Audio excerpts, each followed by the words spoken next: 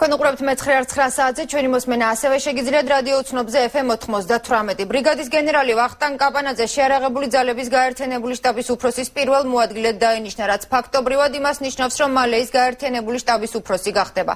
ვახტანგ კაპანაძე 20 წლით უფროსია მის ამჟამინდელ უფროსზე, ასევე ბრიგადის გენერალ გიორგი კალანდაძეზე, რომელიც ჯერ მხოლოდ 22 წლისაა. ალბათ სწორედ ამიტომ მას მალე სასწავლებლად გაუშვებენ. გაერთიანებული შტაბის უფროსის თანამდებობას კალანდაძე უცხოეთში წასვლამდე დროებით ინარჩუნებს. ირაკლი ალასანია შეიარაღებული ძალების კონტროლს იწყებს გენერალ კაპანაძის გაერთიანებული შტაბის უფროსის პირველ მოადგილედ დანიშვნით თავდაცვის სამინისტროს ახალი ხელმძღვანელობა არმიის ბრძოლის უნარიანობის შესწავლას შეუდგა.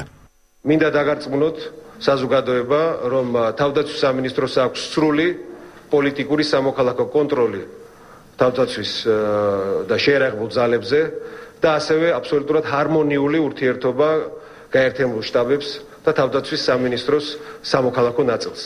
52 წლის გენერალი კაპანაძე ტერიტორიული მთლიანობისათვის ბრძოლების მონაწილეა. წარჩინებით აქვს დამთავრებული ჯორჯ მარშალის სახელობის სამხედრო ბიუჯეტის დაგეგმარებისა და უსაფრთხოების კოლეჯი გერმანიაში, უკრაინის ეროვნული სამხედრო აკადემია, შეერთებული შტატების სახმელეთო ძალების ომის წარმოების კოლეჯი.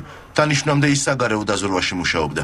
სამუშაო იქნება ძალიან ბევრი გასაკეთებელი, ჩვენი ძალიან ნათელი ხედვები, ნათელი მიზნები, გვაქვს შესაძლებლობა მივახცევთ ამ მიზნებს. რაც შეეხება 22 წლის გენერალ კალანდაძეს, მას დღეს ჟურნალისტებთან კომენტარი არ გაუკეთებია. თავდაცვის მინისტრის განცხადებით კი გაერთიანებული შტაბის უფროსი პირველი მოადგილის დანიშვნას დადებითად შეხვდა.